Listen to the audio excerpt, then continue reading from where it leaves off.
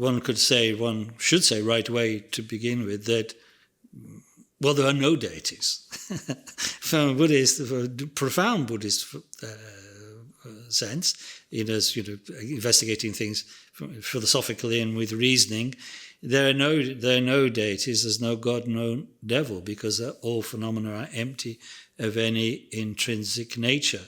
So, for instance, the ideas of created deities and so on just don't exist. Everything comes about by cause and conditions anyway. So there's no creator, no agent determining things. So we have no big God like that. However, in a kind of culture, wherever Buddhism spread in Asia, the local kind of folk beliefs in terms of there being powers in nature and so on, Buddhism's not really neither opposed to that nor entirely uncritical of it. If there are such beings, they're also just samsaric beings like ourselves, temporarily born in that state with certain temporary powers because of past actions. So one should, one can acknowledge that. Especially one would do so if one was born in a Buddhist culture in Asia. How it will be in the West, we will see. But in a way, it's not a big issue because they can't help us. They can't lead us to understand the nature of reality because they're deluded. And so why would one take too much interest in them? If they're there, one should be respectful to them as old geezers who are hanging around and need a little bit of respect, and perhaps that's it, one might say. Now, if we change the context and talk about deities in terms of the Vajrayana, the tantric teachings in Buddhism, well, then the word deity is the same as that word could be used in English, but it signifies something entirely different. Not an entity, not a person, not a being, but in a way a reflection of our potential for enlightenment, the fact that we all possess, every being possesses, in a sense, as the core of their mind, luminosity, which we could also call the clear light, or the Buddha nature. Everybody is pervaded by that. It's not a thing. It's not an entity. It's a kind of characteristic and nature. So right now we're alienated from it. Right now we barely think that. Well, not barely. We usually totally unaware of our true nature, our true potential. But in the Vajrayana teaching given by the Buddha in the Tantras is a way to plug into that, to connect with what is our primordial nature, which is that primordially we're all Buddhas, even though we don't yet recognize it. So in the methodology, the methods of the Tantras, not the methodology, methods of the Tantras are to signify, to symbolize, to represent that potential that's inherent in everybody's mind in the form of so-called deities. Now, therefore, iconographically, they're like kind of transfigured human forms, of course, which, of course, then means one should necessarily add that if this was happening in another planetary system with beings with different organic natures, deities would look like that. But it's not really any particular Buddhist deity is a thing, is an entity, is a person, like Chenrezig with white and 4 arms.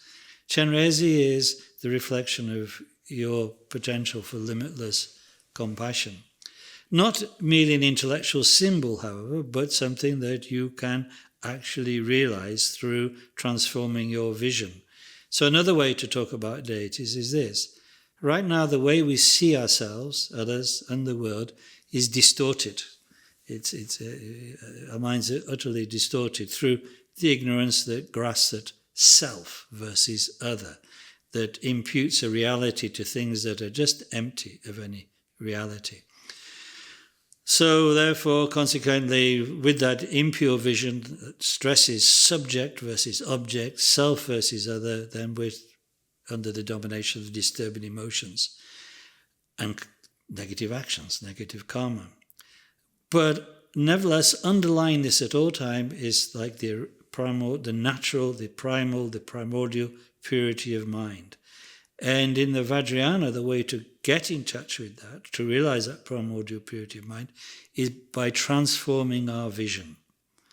Not into a fantasy world, oh, this world looks like excrement, but it's really a Disney fairyland princess palace, but like the world seen as it truly is, which is absolutely and utterly devoid of any stain, of any impurity. That's how Buddhas, who've transformed their mind, see the world.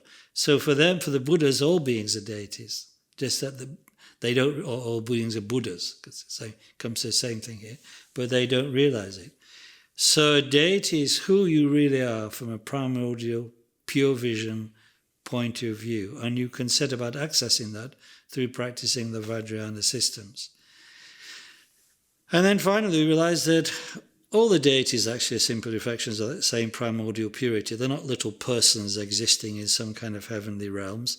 They are the reflection of the Dharmakaya, as you call it, the true nature of reality. As Guru Paramasambhava said, in the space of wisdom, all beings are one. All Buddhas are one.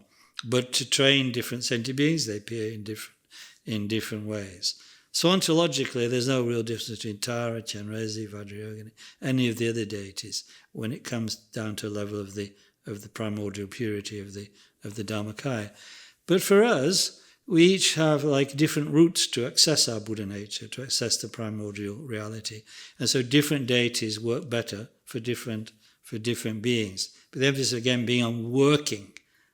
Not that you worship this as some external God who will protect you, but that finally you will come to realize that your nature of your mind is Tara, is Chenrezig, is Vajrayogini, whatever it is. And those are just names for the primordial purity.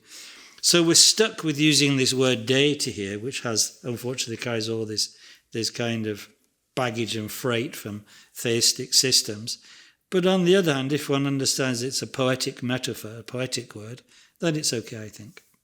In any way, in every Vajrayana practice of meditating on ourselves or others as deities, it always commences with emptiness and returns to emptiness. So one doesn't think, oh, now I'm become some super person, super being, and so on, but this is just the natural state, the primordial purity, which to transform the distortions in my vision now takes the form of this pure representation, but it leads me to the primordial nature, the primordial purity, which is beyond, in which there's no Buddhas and sentient beings even. We're beyond all that.